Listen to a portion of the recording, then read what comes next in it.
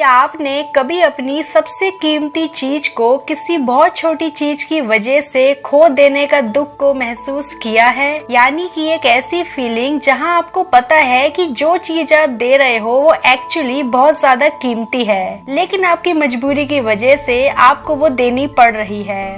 दोस्तों, अगर आपके साथ भी ऐसा कुछ कभी हुआ है तो समझ जाइए कि आप भी बीटीएस के शुगा से बहुत ज्यादा रिलेट करते हो।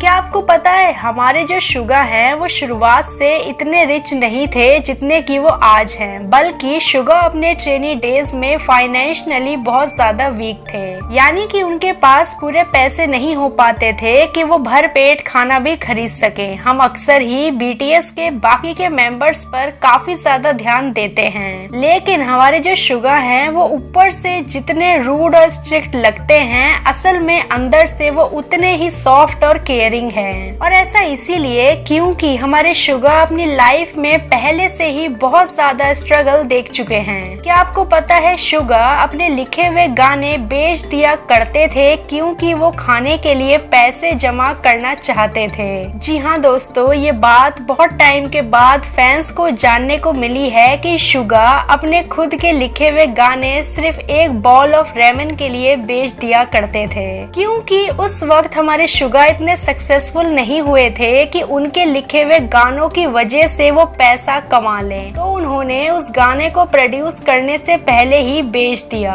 और उससे खाना खरीद लिया जो था अ बाउल ऑफ रेमन। दोस्तों, उस वक्त शुगा के पास ना पैसे थे ना कनेक्शन, सिर्फ बीट्स का जुनून और लिरिक्स का दर्द था। और आज लोग कहते हैं कि Suga is a genius producer. August D के बीट्स में आग है, यूंगी का फ्लो तो वर्ल्ड क्लास है। और देखा जाए तो वो लड़का तो सब कुछ बहुत पहले ही सीख गया था। कुछ भी हो जाए, मैं अपने सपनों के लिए काम करता रहूंगा, चाहे उसके बदले में सिर्फ रेमन ही क्यों ना मिले।